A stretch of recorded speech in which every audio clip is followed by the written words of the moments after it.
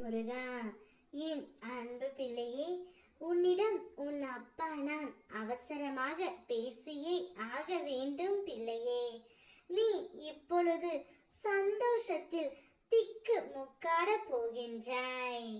கடைசி நிமிடத்திலும் கூட இங்கு எதுவும் மாறக்கூடும். அதனால் மனதில் எதையும் சுமந்து கொண்டு வருத்தப்பட தேவையில்லை. நான் உன்னோடு இருக்கும் வரை உன் எதிரிகள் எவ்வளவு ஆட்டம் ஆடினாலும் அவர்களின் ஆட்டத்தில் நீ மட்டுமே வெற்றி காண்பாய். இறுதியில் என் ஆட்டத்தில் எல்லாம் மாறி நல்லதாவே அமையும். அப்போது முருகனப்பா சொன்னதையெல்லாம் செய்து விட்டார் என்று நீ சந்தோஷத்தில் திக்கு முக்காட போகின்றாய் பிள்ளையே. எனவே இனி கவலை இல்லாமல் நிம்மதியாக உன் வாழ்க்கை பயணத்தை தொடர்ந்து நடத்து. முன்னேற்றம் காண்பாய். பயம் வேண்டாம். நான் ஒருபோதும் உன்னை விட்டு பிரிய மாட்டேன். நீ நினைக்கும் ஒவ்வொரு நொடியும் என் நிழல் உன் பின்னே இருக்கும். நெஞ்சில் என்னை வைத்துக் கொண்டே இரு. உன் வாழ்க்கையில் நிழல் போல் நான் துணையாக இருப்பேன் பிள்ளையே. எந்த சோதனையும் உன்னை நெருங்காது. இது உன் அப்பன் முருகன் வாக்கு. உன்னிடம் அகங்காரமாக நடந்தவர்கள் யாராக இருந்தாலும் அவர்களுக்கு நான் பாடம் கற்பிப்பேன்.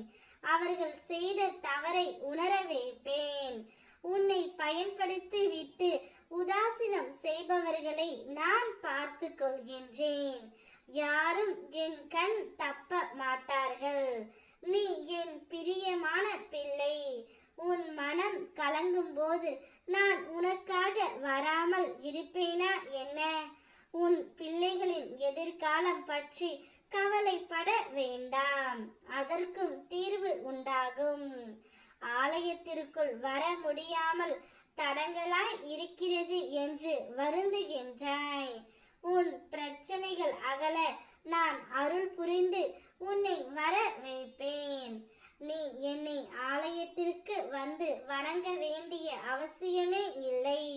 மனதார ஓம் முருகா என்று என்னை அழைத்தால் கூட போதும் பிள்ளையே. உனக்காக ஓடோடி வருவேன். நடக்கும்போது கால் வலிக்கும். அப்போது சற்று அமர்ந்து இருப்பாய். வலி குறையும். அதுபோல துன்பங்களை மனதில் சுமந்து இருந்தால் என்றும் துன்பமே இருக்கும். சற்று மனதை திசை திருப்பினால் நிச்சயம் இன்பம் வந்துவிடும். மனமும் லேசாகிவிடும். சந்தோஷமாக இரு. உன்னை சந்தோஷத்தை நான் மூழ்கடிக்க செய்வேன். ஓ முருகா.